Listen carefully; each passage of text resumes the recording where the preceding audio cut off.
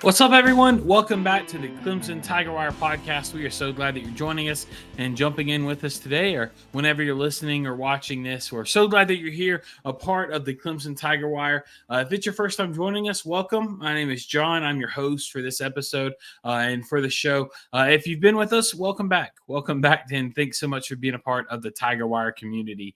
Hey, you can follow us and join us over on social media, on Twitter, Instagram, TikTok, all those places at the Tiger Wire. TikTok is at the Clemson Tiger Wire. Give us a follow over there on Instagram, TikTok. You get to see some behind the scenes of when we go to the games, also some recaps, some different clips of the podcast. And then on Twitter, you get to follow along and get to see our live response, our live tweets during the game with our responses and reactions of how the game is going throughout the entire game. And so today we're going to jump in and dive into Clemson's game tonight against Virginia Tech. So we'll dive into that, give our thoughts, give a recap on that. But yeah, that's the show. Thanks so much for joining us. I do want to give a heads up real quick. Unfortunately, I'm feeling a little under the weather. So if my voice goes out a little bit, or if I sound different, or if I look different or anything like that, that's why. Unfortunately, not feeling the hottest tonight, but it's all right. We're still going to go through. Clemson didn't power through tonight, but don't worry, your Tiger Wire is going to. But hey, thanks again for so much for joining us. So tonight, Clemson played Virginia Tech for their third hard ACC game to start our ACC conference schedule. Let's just reminder,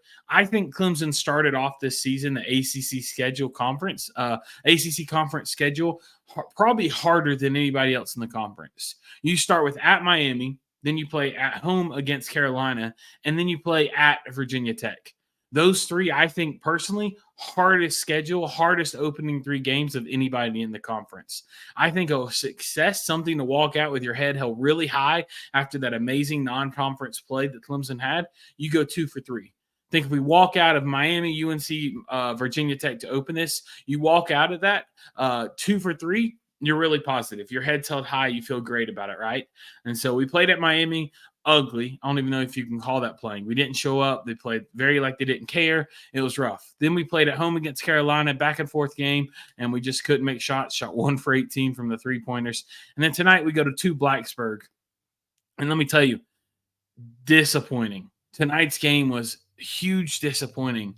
Clemson ended up losing the game 87-72, and I think that score talks about how not close the game was. Some people on Twitter were saying, the score doesn't show how close the game it was. I disagree. The whole game, Virginia Tech was up. Clemson felt like they were chasing the entire time. So I think the score accurately says exactly where it is. Let's get it started with just some team stats, comparing the different team stats. For field goal percentage, Clemson didn't shoot the ball terribly tonight, but not the hottest. We shot 50 or 44%, or Virginia Tech shot lights out. They shot over 60% in the first half, a little colder in the second, and shot 54% overall. Clemson shot 9 for 26, back up to our season average of how many threes we made. Still not a great percentage, but shot 9 for 26. Virginia Tech lights out, 13 for 24, made 54% of their three-point shots. I want to stop here. So the first half, Clemson had a good three-point first half. They shot, I think it was like 7 for 13, something like that. So decent, shooting over 50%, feeling very confident about where you are, right? Second half, we shot 2 for 13. 2 for 13. When we're behind, we need the points. We need it. We'll get there in a second. But yeah, shot 2 for 13 in a three-point in the second half. Keep going. Free throws. Virginia Tech took 14. Clemson only took 8. Both made the majority, 7 for 8, 12 for 14 there. Rebounds, we got out-rebounded, 28-35. You just – with our team, that can't happen. It's multiple games in a row we've been out-rebounded. Got there. We won the offensive boards by 1, but got killed on defensive boards. Assist, we bumped ours up from 6. Last game against Carolina, we had 13 this game. Virginia Tech had 17. Steals, 4-7. Blocks, 3-5. Virginia Tech won top to bottom. They won everything. Turnovers, Total turnovers, we tied at 11, but points off turnovers, Virginia Tech capitalized, scored almost 20. We had 13 points in the paint. They won 34-28. Fouls, we had more fouls than them. The largest lead, we led by 4 points early. They led by 15, and what they won with was their largest lead of the game. So it was a rough game. You're walking through that. You are not encouraged. You're not too happy about it. It was definitely a rough game. I was kind of coming into this. I was thinking to myself, I was like, all right, which way do we want to take this loss? Do we want to take the loss of just another game where a team is shooting lights out? Where yes, they did shoot. First half, they shot over 64, or they shot 64% from the field and from 3-point. Incredible, right? Virginia Tech came out on fire, but you're like, do you just say it was one of those nights that just another unfortunate night where against Carolina, unfortunate night we just couldn't make shots, and then now against Virginia Tech, unfortunate night they're making everything? I almost went there, but honestly, I don't think that's it. I don't think we can attribute this to just one of those nights, because I think the reason Virginia Tech shot that high was because of Clemson's defense. I think our defense was atrocious tonight. PJ Hall picked up 2 fouls early, so he sat probably 8 out of the last 10 minutes in the first half. So he sat a lot tonight, and that was a big factor when you have him sitting on the bench. But honestly, our guard play, our defense was rough. Chase Hunter could not get settled coming off of screens. He was making the bad read, trying to either go under or over or even go through a screen when the guy went the opposite way. Joe Girard, his man-to-man defense has turned into a point where it's like his defense is so bad that his offense has to be way up here to counteract it, and that's not happening. I think his defense is way down here, and his offense is just like here, so it's not counteracting it. Overall, I don't think he's a positive player this past 3 games for Clemson. I think his defense is bringing him down, and his offense isn't picking it up. So I think Joe Girard's hurting us. Our guard play was rough. There was one point that Joe Girard left like a semi-truck space between him and his man, which, of course, they're going to hit a knockdown 3 shooting 60% when you don't have a hand in their face. Our defense tonight was disgusting, and I think that's why they dropped 87 on us. Here's what's crazy to me, though. Our last game we played against Carolina, who is a very talented scoring offense. Carolina might be one of the best offenses in the league, and we held them to 65 points. Great, right? I mean, it sucks we only scored 55, but great. We held them to 65 points in a whole game. Tonight against Virginia Tech, we let them score 53 in the first half. What in the world? How does that happen? How does our defense go so good to locking down Armando Bacot and RJ Davis and locking down these players to now we're allowing 3 different Virginia Tech players to score their career high? I'm going to say that again. 3 different players tonight for Virginia Tech scored their career high. Again, that's not going to happen every night, but it is when the defense that we're playing was the kind of defense we were playing. I think Clemson's guard defense tonight was rough. Getting into player stats and different player stats, Chase Hunter, once again, was on the court more than anybody else for us tonight. He had 9 points, shot the ball 3 for 13, 1 for 5 from the three-pointer. Not a great game there. He ended up with a total 4 rebounds, 2 assists, 1 turnover, 2 fouls. So Chase Hunter didn't have a great night. He shot the ball a lot, 13 times, made 3 of them. So not a great night from Chase Hunter. Our second most person on the field was probably our most disappointing player, or on the court, most disappointing player of the year for Clemson, Joe Girard. He was on the court for 34 minutes, and he went 3 for 10, another 1 for 5. From the 3-point line. So between our 2 guards, Chase Hunter, PJ Hall, or Chase Hunter, Joe Girard, we went 2 for 10 from the 3. That can't happen. Can't happen. So another time they're struggling. PJ Hall, he was on the court 30 minutes, lower night because of that foul trouble in the first half. But he had a lower night. He shot 4 for 13, 11 points, only had 4 rebounds, 3 fouls, and a turnover. I mean, he did not have a good game at all. I mean, he's been lower on the rebound side all year, but only 4 rebounds, 0 assists. PJ Hall had a terrible night. Not terrible, but terrible considered to him. Chauncey Wiggins, I thought, was the most consistent or second most consistent. He played 22 minutes. He shot 5 for 7 for 12 points, 3 rebounds, a block, 0 turnovers, 0 fouls. So I think Chauncey Wiggins did what he was asked to do. He came out, he played decent defense. He started using his height a little bit more. I think Chauncey Wiggins, he's 6'10", 6'11", and throughout the year, he's been known to be kind of a catch and shoot kind of player. He doesn't really use his height. He tries to play on the outside, and I'm sure part of that is drawn up, part of that is coached. But there's been times where he won't use his height. Tonight, he used it. When he had weaker opponents on him, he backed them down. He got open shots in the paint. He put shot to mid-range. Tonight, he really used his mid-range game. He reused his height to his ability, and he pulled down a big offensive board and put it back up for two. So really happy with Chauncey Wiggins' performance tonight. 2 for 4 from the three. He didn't feel like he forced anything. He could have been a little bit more aggressive, but overall happy with Chauncey Wiggins' style. And then Ian Shefflin. Ian had another good game, 7 for 10, shot 70%. He made his only three-point attempt, 1 for 1. So that puts him at almost 60% of his 3 points he shot this year. He's made 9 of them. He's shooting almost 60% for three-pointers. He had 15 points tonight, 8 rebounds. 5 of those were offensive. He had 2 assists, 3 fouls, 0 turnovers. Ian Shefflin had a good game. So our starting lineup, here's the points breakdown: 15, 12, 12, 11, and 9. And guys, that's rough, right? That's hard. You're not going to win a lot with that, with a combined of one thing I forgot to mention, and this is the biggest thing. Joe Girard, while he only had 12 points, 3 for 10, you know how many turnovers he had tonight? 6. He had 6 turnovers tonight.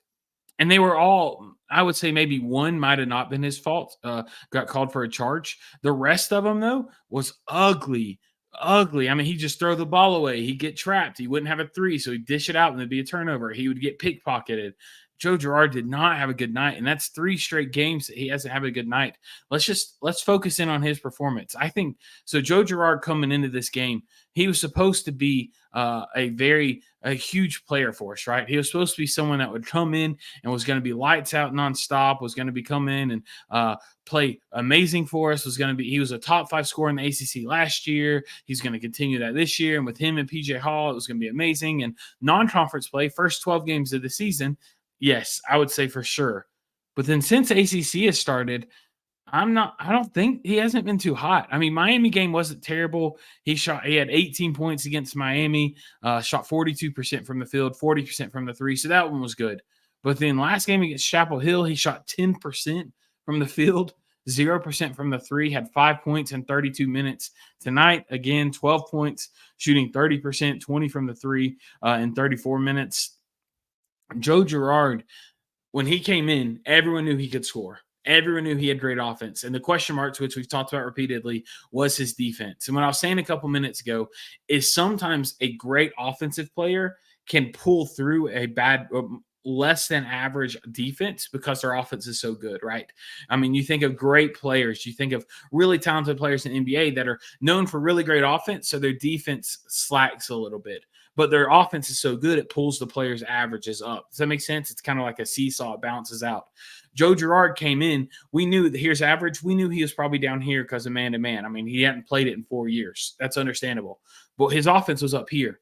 And so far in the season, I think his defense is lower than this. I think he's playing more down here to this level. He's not sticking with his man. He's giving soft coverage to a guy that is hot.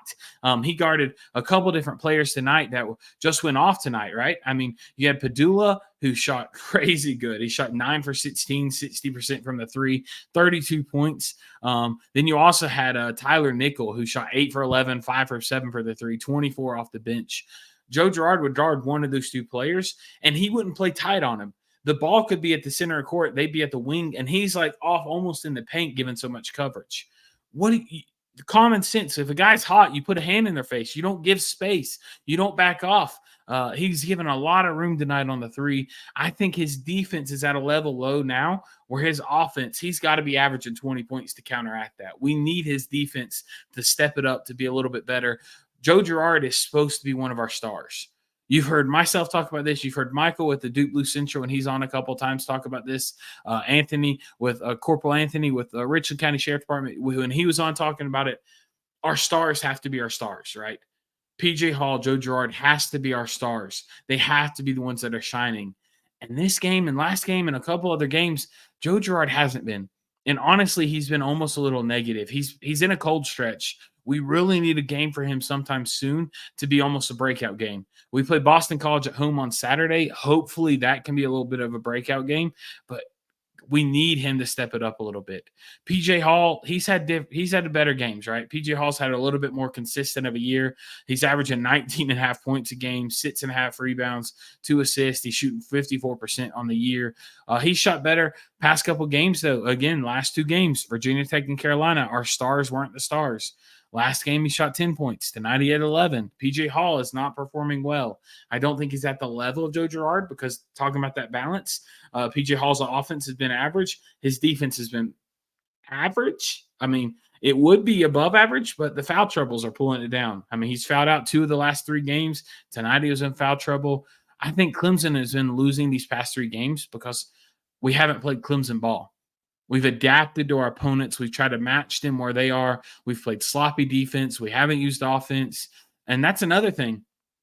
When Clemson does play a stretch of good defense, tonight there was multiple times in the second half where Virginia Tech would go on a stretch where they didn't make a basket, where they would go for minutes without making a shot, without capitalizing on anything. And Clemson would have a chance to run in it. They'd have a chance to make a comeback. For instance, Virginia Tech didn't score in the first 3 minutes, through 2.5 minutes, 3 minutes. They scored, 3 points in the first 3 minutes. Clemson had multiple chances to make a run, get back in the game, and they only scored 4 points. There was multiple times like that. Right after that, they scored in the next 2 minutes. They scored 2 points. Clemson scored 4. So we had multiple sections where long periods of time, multiple possessions where Virginia Tech would turnover, miss shot, turnover, miss shot. And Clemson, instead of capitalizing, of finishing shots, of getting to the lane, of playing our ball, setting up screens, having PJ Hall have the open looks, Chase Hunter dishing out, Joe Girard making a shot, instead of our ball capitalizing on empty possessions, we would have even more. They'd turnover, miss ball, miss shot. We would turnover, miss shot. It was like who could compete over who would be more cold. I don't know if that makes sense, but we missed our opportunities to get ourselves back in the game. The entire game. The entire time was like that. I mean, we got it down to a 4-point game pretty late in the game. We got it down to 4, and we just couldn't finish it. We couldn't capitalize. It was 6 minutes and 40 seconds left. It was a 4-point game. And then Tyler Nickel hit a big shot that pushed it to 6. Then Tyler Nickel hit another 3-pointer that pushed it to 6 off a missed shot. And it was just that all night. It was Virginia Tech would go cold. Clemson would go cold. Virginia Tech would get hot. They'd slow back down. We might make a little run, and then they would get hot. And so all night it was just this challenge of Clemson not being able to capitalize when they had good stretches of defense, as rare as it was, and then just not being able to score hot, not being able to win. I think overall throughout the game, top to bottom, Virginia Tech outplayed Clemson, and I don't think it's because they're a better team. I don't think Virginia Tech is a better team than Clemson. I think Clemson is the more talented team. Just something's not clicking. Something's not happening recently. Miami, gosh, that was one of the most ugliest games I've ever seen Clemson play. It was ugly. Then you got Carolina come in, and we can't make a shot. 1 for 18. And then now at Virginia Tech, you let them lead the entire game. You let a guy coming off the bench who's averaging like 8 points a game, I believe. Let's just see. Yeah, Tyler Nickel, he played 27 minutes tonight. Throughout the year, he's averaging 8 points, 2 rebounds, 1 assist, shooting 40%. Tonight, he shot 24 points, shooting 70%, 4 rebounds, 1 turnover. So you let him do that off the bench. You let Padula have a great game. He's averaging 13 points, and you let him drop a 30 bomb. I think we coming in and we're just our stars aren't being our stars, and we're allowing them to have stars shine. Against Miami, they had 3 different players with 20+ points. We had 0. That's what we're talking about. We're not playing our ball. We're not capitalizing when they make mistakes. And instead, we're allowing them to overcome it. We're allowing them to have stars shine and look even better. And after 3 straight games of this, I don't think you can say, oh, it's just one of those games that happen. It's just one of those games that happen. You just got to chalk it up to it and let it be. There's something to be worried about. There's something there to where it's like, all right, what do we need to fix?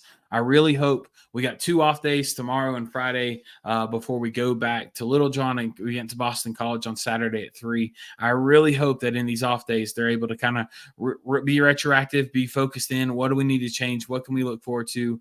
Get PJ Hall, get Joe Girard, get Chase Hunter back to the spot where they need to be. Allow Ian Shefflin to keep shining, and then be able to get back out and make some corrections. So overall, tonight's game was very disappointing.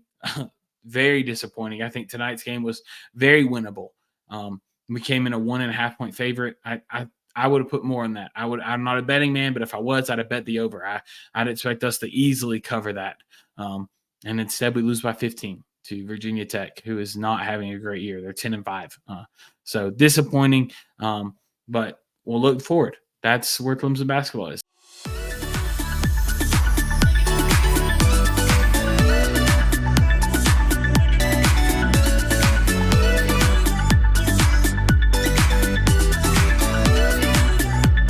And I want to end with this.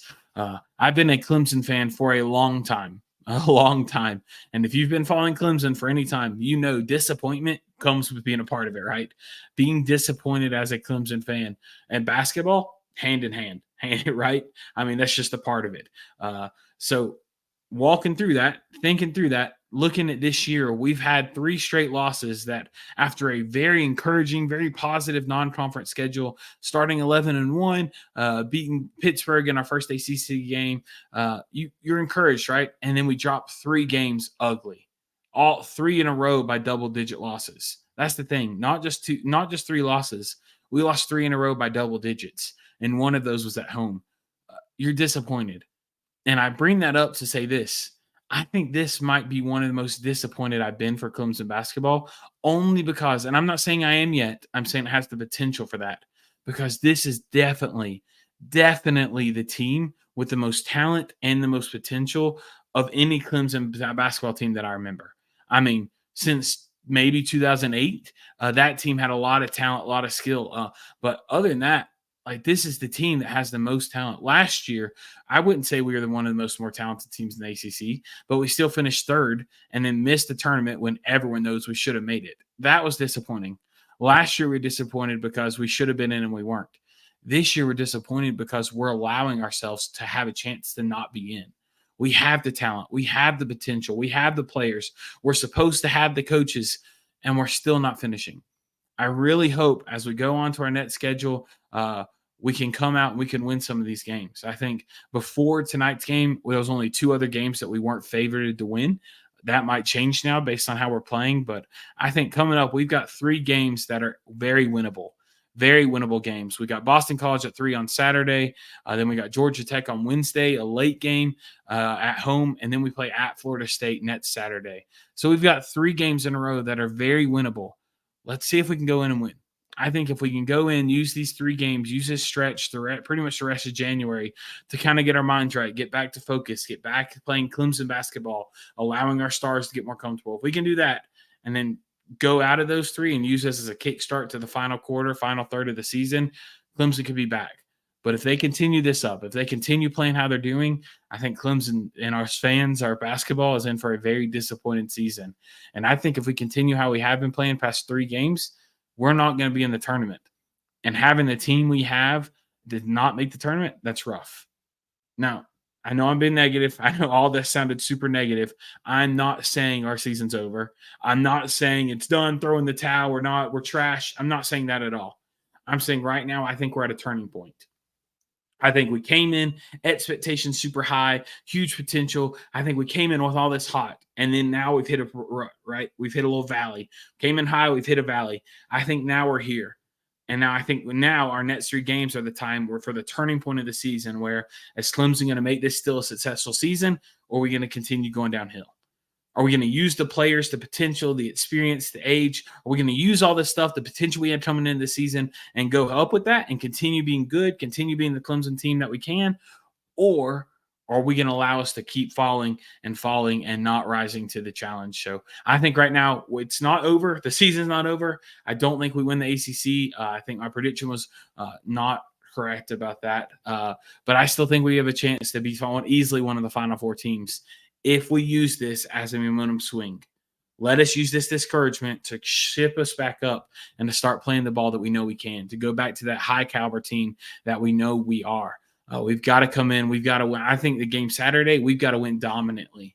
Don't let it be a close game at home. I think we've got to come in and dominate Boston College on all aspects to build a confidence boost. But yeah, I think right now, that's what I would say where we're at. I'd say we're at a crossroads. Are we going to allow this to be a great season, or are we going to allow it to be another disappointment? That's where Clemson is.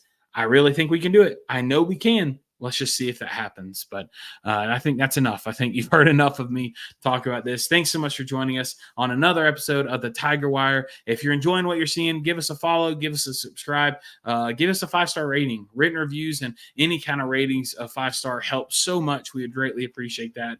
Thanks so much for being here. Can't wait to see you next time. We will have another episode with you Saturday, recapping that Boston College game. You know, so we might be talking about how Dabo Swinney is now the football coach for Alabama by then. We never know. We'll see. I don't think so. But anyway, we'll see you Saturday. Thanks so much for following and joining us along for this episode of the Clemson Tiger Wire. Keep that Tiger Pride alive and roaring. And as always, go Tigers.